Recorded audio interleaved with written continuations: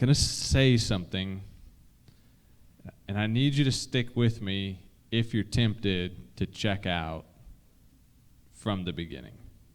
Okay? Just hear me out on this. Okay?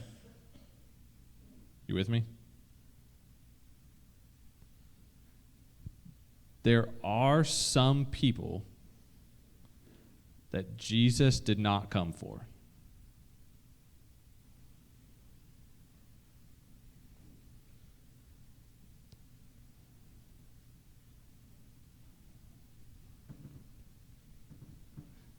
Hear me out. Don't take my word for it. Take Jesus' word for it. Okay? There are some people that Jesus did not come for. He didn't come to call them. This isn't me playing theological games. It's not trying to be cute with the scriptures. It's Jesus' words straight from his mouth. Some people. Mark chapter 2, verse 13. Excuse me. Starting 16. And the scribes of the Pharisees, when they saw that he was eating with sinners and tax collectors, said to his disciples, "Why does he eat with tax collectors and sinners?" And when Jesus heard it, he said to them, "Those who are well have no need of a physician, but those who are sick. I came not to call the righteous, but sinners."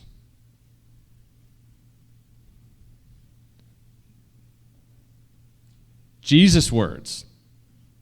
He did not come to call the righteous.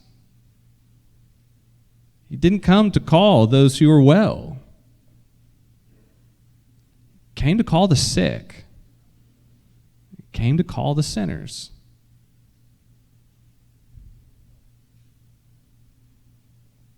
Now, when I initially said that, I know some of you well enough to know those wheels were turning. You were ready to come at me. The good news of this is, y'all, ain't nobody in this room that's righteous. Everybody in this room is a sinner, including the guy you're looking at, especially maybe the guy you're looking at.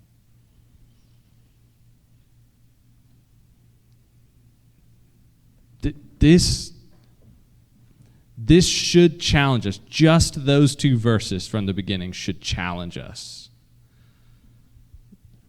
We need to assess our Pharisaical tendencies.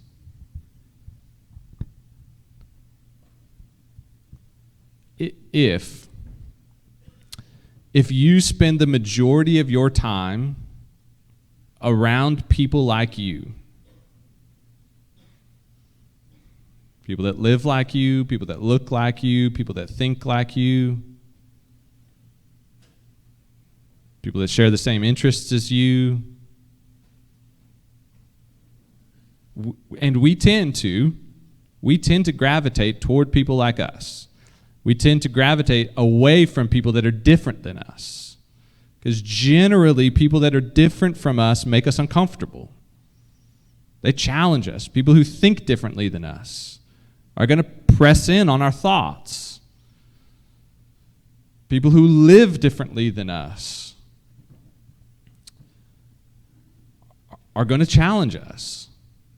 If you and I would argue we probably do, spend the majority of our time with people who are like us,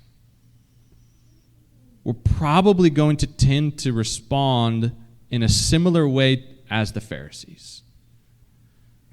When we see somebody else hanging out with people, spending time around people, investing in people that are utterly different than us, there's going to be a tendency for us to look and go, why are they hanging out with those people? Those aren't, whatever we'd say, those aren't the right kind of people. Or those are weird people. Or those people might be trouble. Or those people may get them in trouble. Or whatever it may be. This phrase from the Pharisees should challenge us. Why does he eat with tax collectors and sinners? Why would Jesus do that? Okay, tax collectors in this day are not upstanding citizens. Okay, consider God's promise to his people in Israel. Okay, I will bring you into a land flowing with milk and honey. There's a whole land that I've promised you. You will be my people, and as long as you walk in my ways, you will dwell in that land without challenge, without exception. So that's paraphrase a little bit. But go to Genesis 12, Genesis 15, God's promise to Abraham, and that's essentially the promise that he's giving to his people, that he would bless through Abraham and his descendants. He would bless all the nations of the world. And essentially that Israel would be a nation. Okay? In Jesus' day and age, in the first century, Israel is a nation? No. They have, like a lot of the world, been captured by the Romans. And they are under Roman rule and Roman oppression. Tax collectors were the enemy. Tax collectors were Jews who had betrayed their people and worked for the Romans. And they were enforcing Roman payments on the Jews. And more than that, so not only were they helping the nation in charge, the government over whom was ruling over Israel, not only were tax collectors helping them, but then they were skimming off the top for themselves. Because if they didn't, then somebody would be coming after them because they had all the freedom. They were going to pay Rome what they owed Rome. And they had all of the freedom to take whatever else they wanted. And they were doing so through the enforcement of Roman soldiers. So tax collectors working for Rome, you must pay, and if you don't, I'm going to stick the Roman soldiers on you. And that doesn't turn out well. Tax collectors, lowest of the low to the Jews. They were beyond saving. They were not welcome in the temple. They were not welcome in the synagogues. They were not considered faithful. They were outcasts. They were beyond God's hand. They were written off and discarded by their people.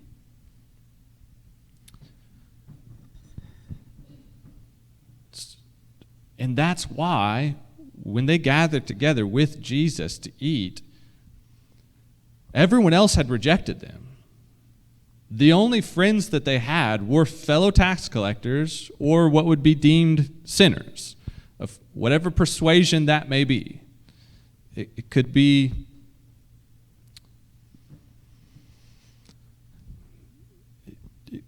people who sell their bodies for the pleasure of others. It could be any number of different professions that were not considered appropriate or acceptable. And Jesus, eating with them, hanging out with them, spending time around them. Jesus, what are you doing, man? Don't you know those people? Don't you know who they are? We don't want you to be corrupted, man. Like, we don't want you to get yourself into trouble. Like, they could lead you into a place that's not good, Jesus. Like, what are you doing? Jesus was unconcerned with that necessarily. Now, granted, okay, let's keep in mind, Jesus was not at the tax booth helping them collect taxes. Right? Jesus was not, and this is fast forwarding in time a little bit, but let's just say, Jesus wasn't at the pub playing drinking games with them, right? So there was a line. Jesus wasn't going to do what they did, but Jesus was with them. And he didn't keep them at arm's distance and say, don't be around me. I just wonder, are there people, even, let's say, around town, that you would say, I wouldn't hang out with them?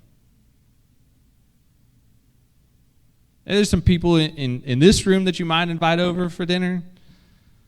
But who are the people that you would see around town and you would think, I wouldn't invite them for dinner? I don't want them at my house.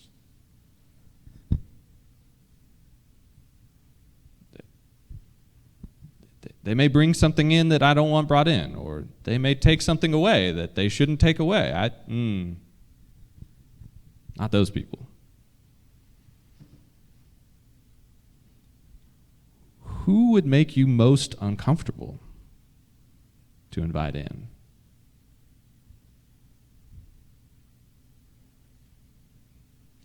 I would be curious of this. How many of you would say, man, I spend the majority of my time around people who are Christians?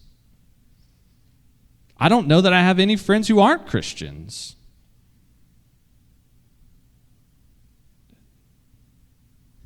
And then we would go, yeah, that's how it should be, right? No, that's not exactly what Jesus is modeling here. So let me ask, if all of your friends are Christians, or most, or you have a hard time thinking of somebody that I have a friendship with and spend time with that's not a Christian, hey, who are you sharing the gospel with? Whose life are you looking to affect change in? Jesus didn't come for the ones who are well. Came for the sick. So that's an analogy of spiritual realities.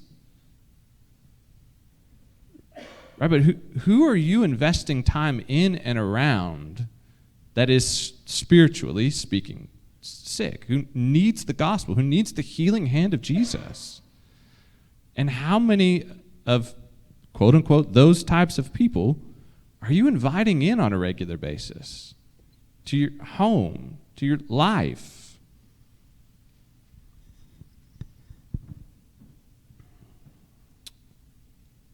There's people all around us that walk instead of driving, ride bikes with loud motors on them. Do those people make you uncomfortable?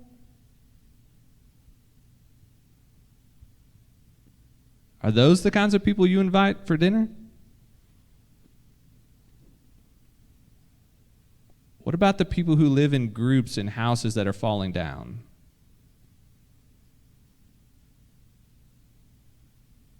Invited anyone like that over recently? Would it make you feel uncomfortable to walk up? See what was going on? Those aren't the types of people we usually associate with, maybe. Tax collectors and sinners type of people. Now, in fairness, am I saying anything that's not true? Y'all are real quiet. Am I off? Tell me.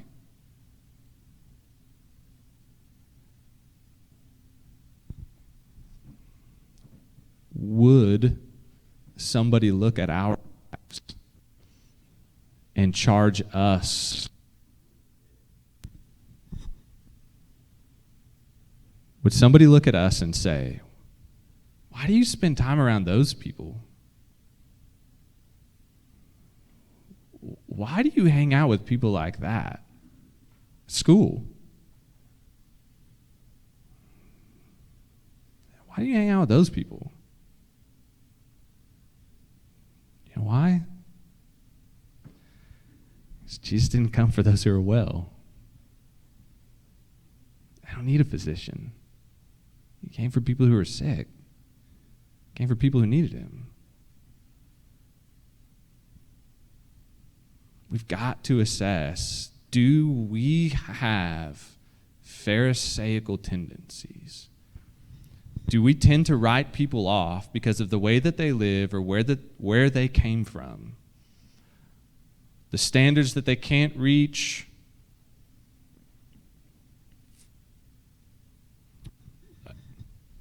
What about the people in town who own liquor stores? Dispensaries? Or frequent liquor stores or dispensaries?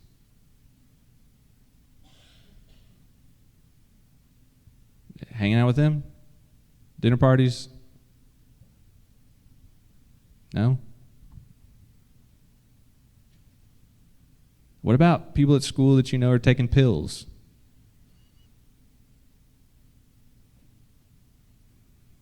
Jesus came for those who need him. What about people at school that you know are sleeping around on a weekend, during the week? Jesus came for people who need him. What about the people who all they want to do is go to the lake with their ice chest? That's the only reason they go. Wait till the ice chest gets empty. Hang out with them?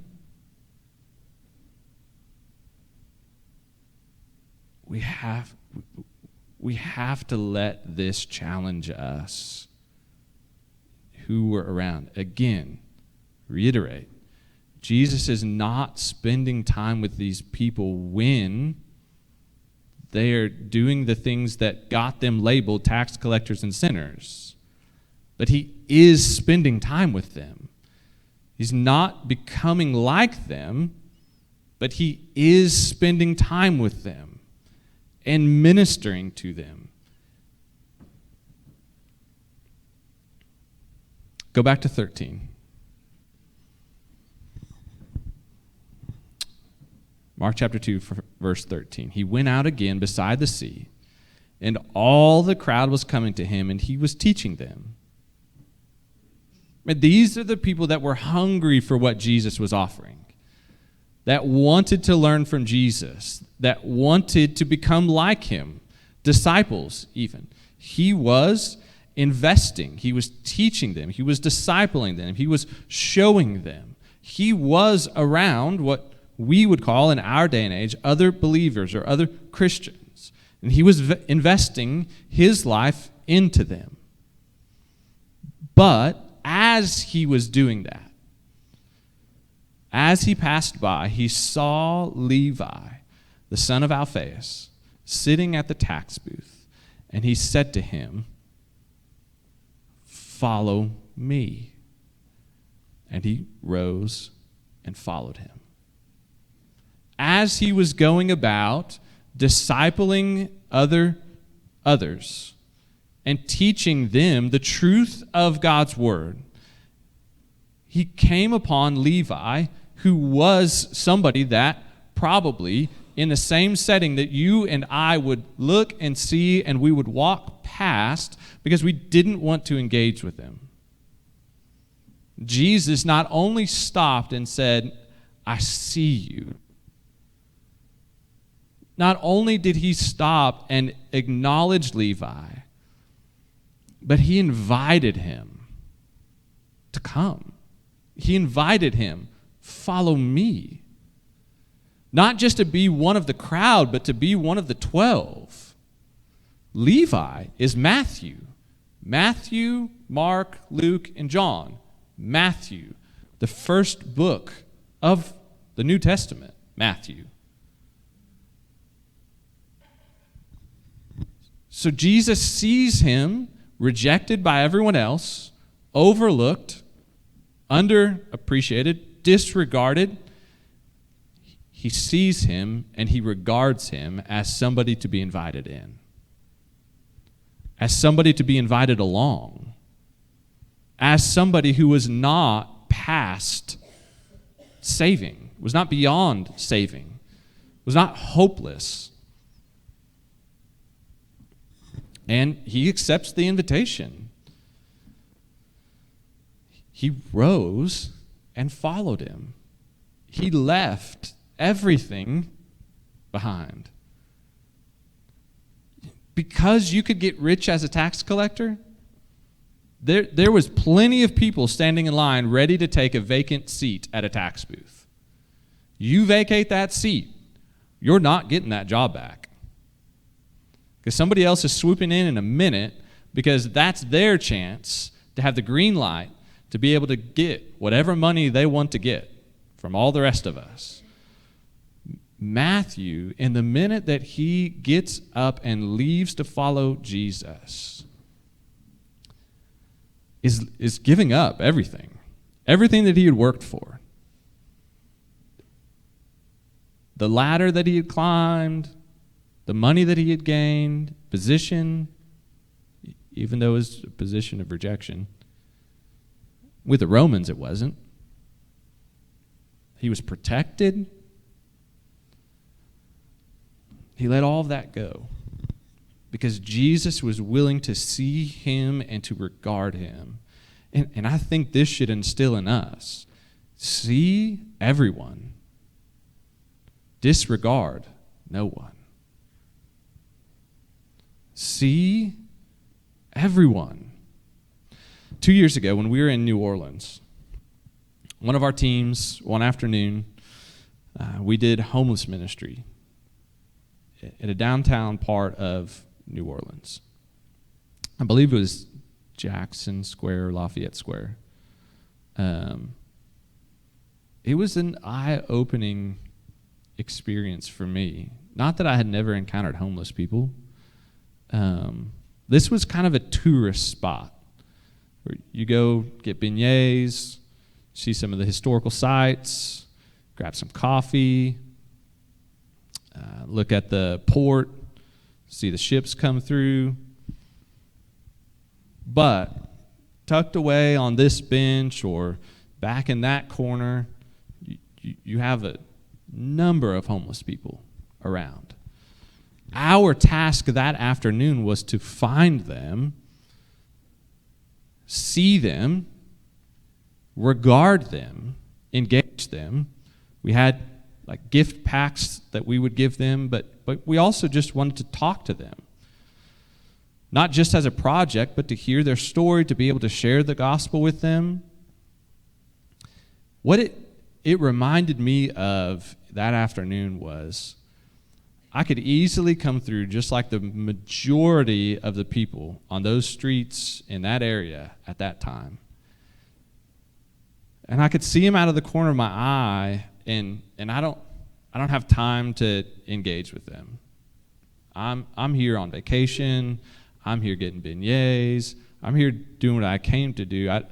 They were looked past. They were in plain sight, but disregarded. It's real easy for us, even here, and to look past people, make us feel uncomfortable that we think are beyond helping, to disregard them. And see everyone and regard them, regardless of the state of life that they're in. They are people made in the image of God, just like you and me. People with dignity, people needing to hear the gospel. We've got to see everyone and regard everyone. It didn't stop Jesus. And as he reclined at table in his house. So he invites Levi, come and follow me. Levi gets up and he follows him. They go to Levi's house, prepares a meal, and as they're reclining, tax collectors and sinners are coming as well with Jesus and his disciples. Because there were many who followed him, and that's where the Pharisees come in and see and say, what is he doing? These people, these are not the kind of people he should be associating with. If he wants to be a good, respected rabbi, and he wants people to hear his teaching, these aren't the types of people that he should be around. If he wants to stay on the straight and narrow, he needs to find a different crowd to hang with. Jesus said, these are my people. These are the people that I came for. When he said, those who are well have no need of a physician, he was talking about the people who were religious. He was talking about the people who kept all of the rules, who by all accounts, of their own anyway, were like Jesus. And Jesus said, man, I didn't come for you because you don't need me. I didn't come to call you because you're righteous. And now, were they righteous? No, they weren't righteous. They had an appearance of righteousness. They kept some rules. They played the game. They made everyone else think that their lives were put together, that they kept all of the rules, that they did everything that they were supposed to do. They cleaned when they were supposed to clean. They ate what they were supposed to eat. They maintained all their ritual washings and whatnot. But on the inside, Jesus said, you guys are like whitewashed tombs. Clean on the outside. Inside, and you're full of dead men's bones. Dead on the inside. No, he wasn't calling them righteous. He wasn't admitting that they were righteous. But he's saying, you guys think you're righteous, and guess what, man? You don't need me. You don't need me. You're good on your own.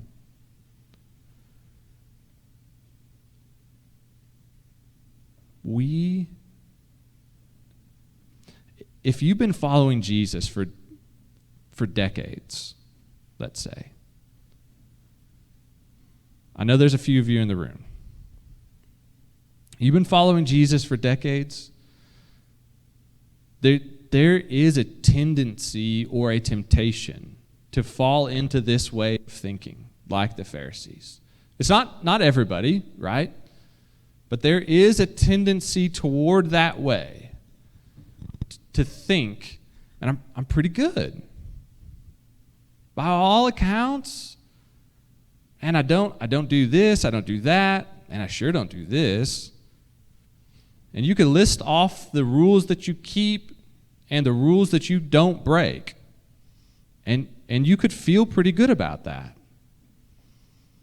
Unless, like the Pharisees, it leads you to look over and disregard people that need the gospel. That Jesus would come to rescue. Let's not get so focused on becoming more and more like Jesus that we lose focus of the people who aren't like Jesus or don't know him. Because the whole point of us becoming more and more like Jesus, if in fact that's where you are in your life, the whole point is not so that we could remove ourselves from everyone who's not like him. The whole point is so that we're a clearer picture of Jesus to those who aren't like him and don't know him, so that they might see him. And so if we're in the business of overlooking and disregarding those who are different, and those who need cleaned up, those who are sick, we've missed it. Jesus didn't come to save us simply so that we could be better people. Jesus came so that sinners could be declared righteous and be entered into the presence of God upon death. And before then, that they may continue the work of telling others so that other people could find the same reality. He didn't come to make us better, and he came to show what he could do and no one else. That he could rescue the lowest of the low, like me and you. The farthest of the farthest gone are not out of Jesus' reach.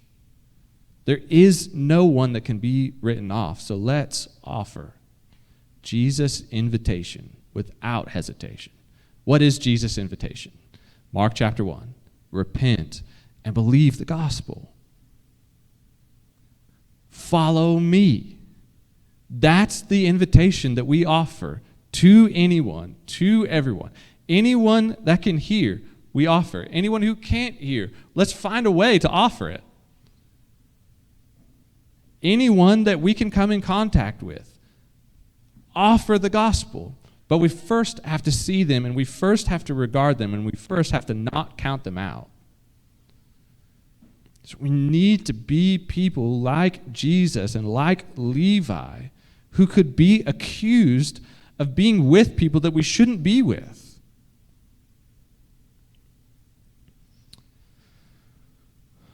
Jesus called unlikely people to come and follow him. He called people that everyone else would have thought, there's no way that guy changes. There's no way that lady does anything different. There's no way he can get through to her. There's no way that he can change him. Guys, those are the very people that Jesus met and saw and said, you follow me. That was Levi. Mary Magdalene.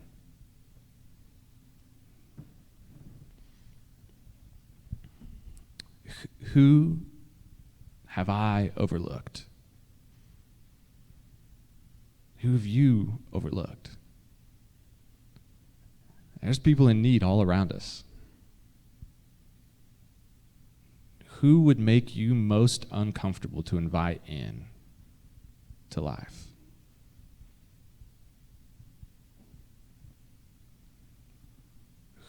Who would be a stretch for you to think that they would answer the call to follow Jesus? Go after them. Meet them. Invite them. See them. Regard them and offer them an invitation. Last, I would just ask this. Who in this room would count yourself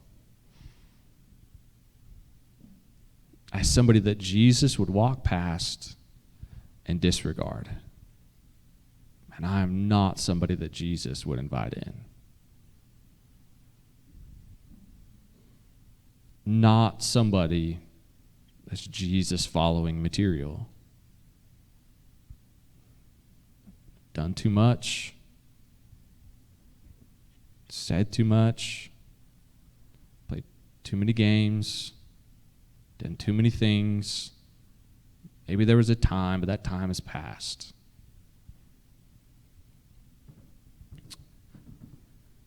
Levi would have said that. And you know what? Jesus said, follow me. So if as you sit here this morning, you think that's you, you're too far gone, you're past his reach, too sick to be healed, too far gone to come back. Jesus would say, I came not for those who are well, but for those who are sick. Not for those who are righteous and have it all together, but for the person who's a sinner to the core of who they are. There's nobody in this room or outside of this room, but in this room that is beyond Jesus saying, I see you. I want you to follow me. The question is, will you answer the call?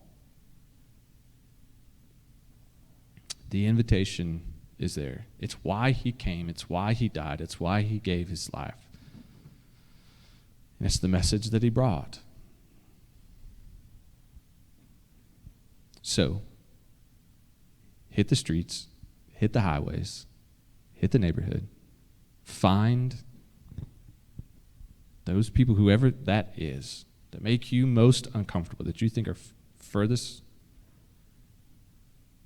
See them, engage them, talk to them, invite them in, and share the gospel as you show Jesus love. And if that's you this morning, or at least you feel that way, Jesus' invitation is open, if you'll answer it, to come and follow and declare your trust in him. Father, help us in this.